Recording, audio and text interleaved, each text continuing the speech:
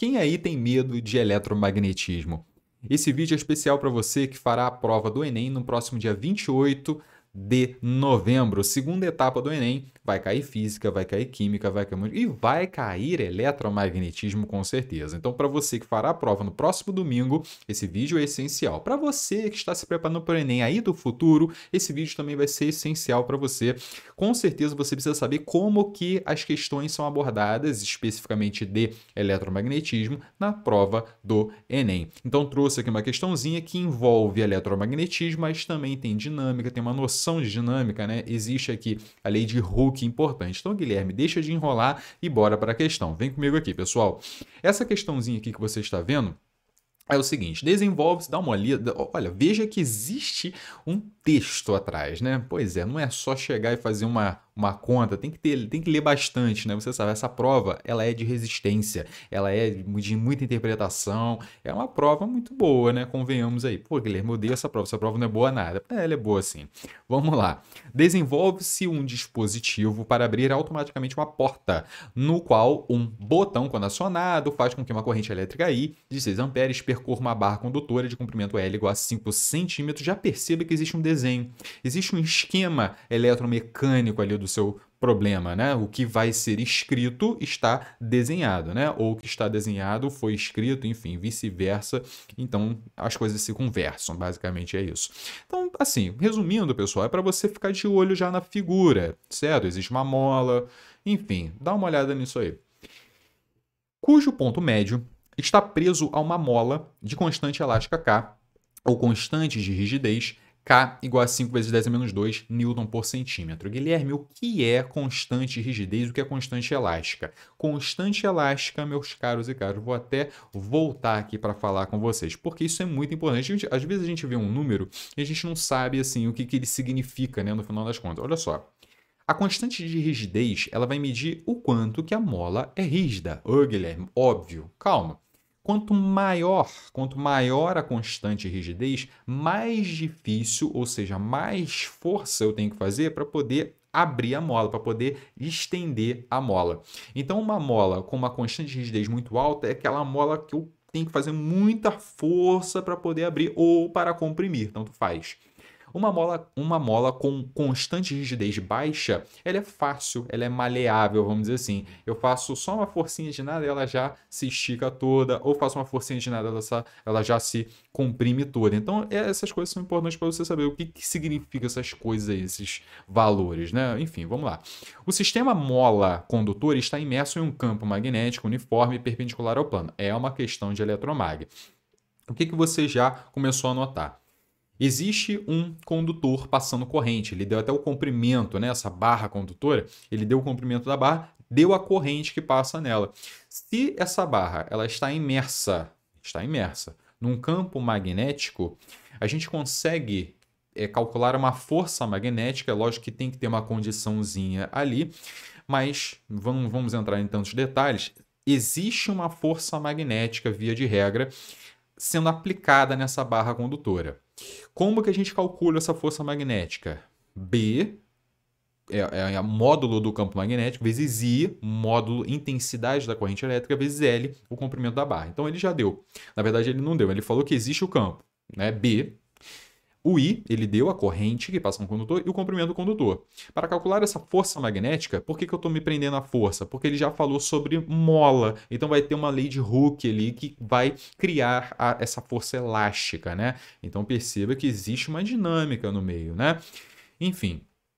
Importante você notar que essa força magnética é calculada BI vezes L. Isso só acontece se a barra condutora estiver perpendicular ao plano dessa figura que você está vendo ali, conforme você está vendo, certo? Esse campo magnético ele atua perpendicularmente à barra condutora, então é BI vezes L. Não vamos entrar no caso de ser diferente disso.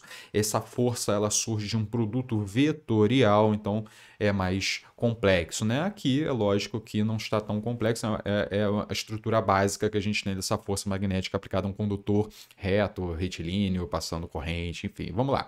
Continuando aqui, cuidado com Parênteses, cuidado com a unidade dessa sua constante elástica. Está Newton por centímetro. Newton por centímetro, beleza?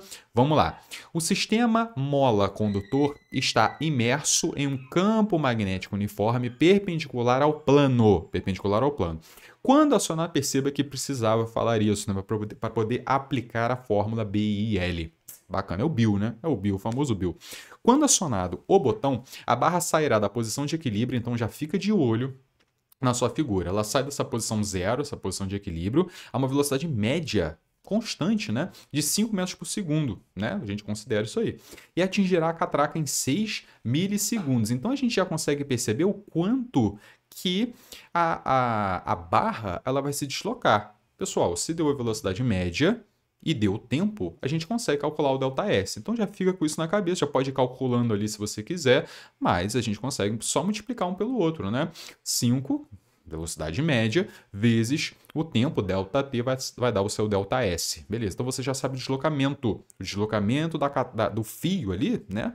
Da barra, no caso, né? Para a esquerda. Bacana, de acordo com a nossa figura. Bacana a questão, né? Bem elaborada nesse sentido, bastante legal.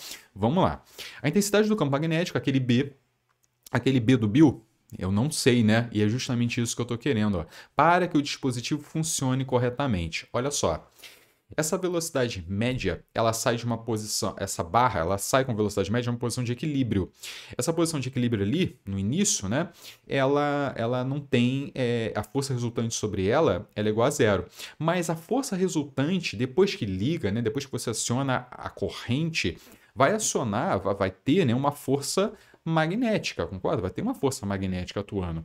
E vai ter uma força elástica.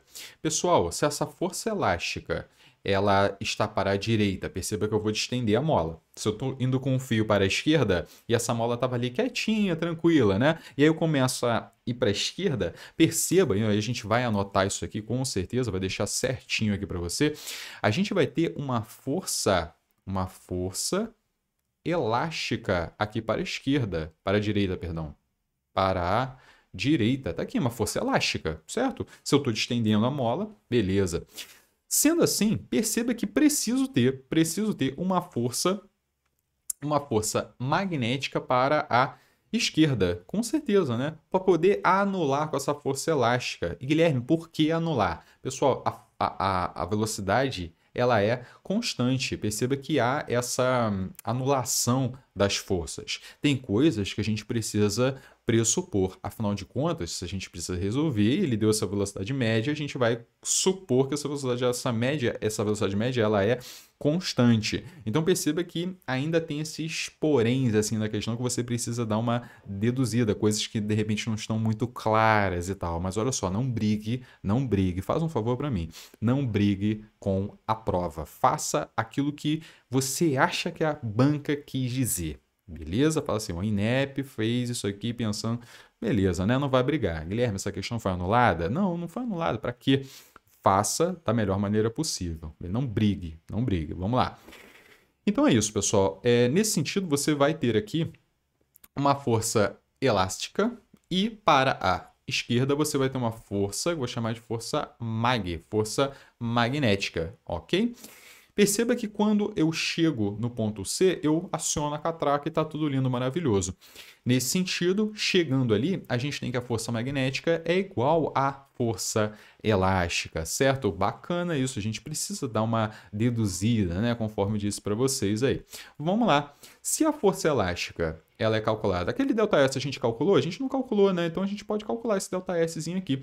O ΔS que eu estou me referindo é esse camarada aqui, né? Esse ΔSzinho aqui que vai ser um ΔX, vamos chamar de ΔX, é o quanto que a mola se distendeu. Certo? Essa força elástica, pela lei de Hooke, ela é proporcional a esse deslocamento. Qual é a constante de proporcionalidade, Guilherme? K, a constante de rigidez da mola.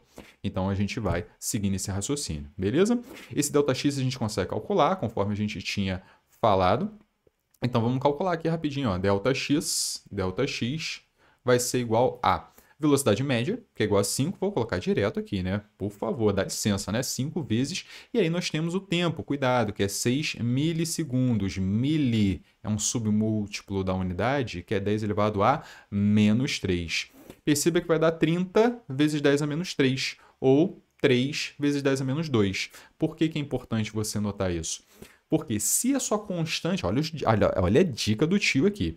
Se você tem a constante elástica 5 vezes 10 a menos 2 newton por centímetro, quando você for calcular a força por meio da lei de Hooke, você tem que pegar essa constante e multiplicar pelo deslocamento. Esse deslocamento tem que ser dado em centímetro para você obter a força elástica em newtons. Então, coloca já em centímetro. 30 vezes 10 a menos 3, cuidado aqui com essas relações, né? 30 vezes 10 a menos 3, e vai ser 3 vezes 10 a menos 2, ou seja, 3, né? 3 centímetros. Bota aqui, ó, 3 centímetros. Que coisa linda, maravilhosa. Show de bola, pessoal? Bom, vem comigo aqui à sua direita. Nós temos que a força magnética é igual à força elástica. Ok, a força magnética é o Bill, certo? B vezes I, que é 6, perceba ali, ó, 6 amperes, 6 vezes L, é o comprimento daquele fio mesmo, né? 5 centímetros, então coloca aqui para mim, ó, 5 vezes 10 elevado a menos 2. Opte por colocar sempre assim, né, em notação científica para facilitar a nossa vida.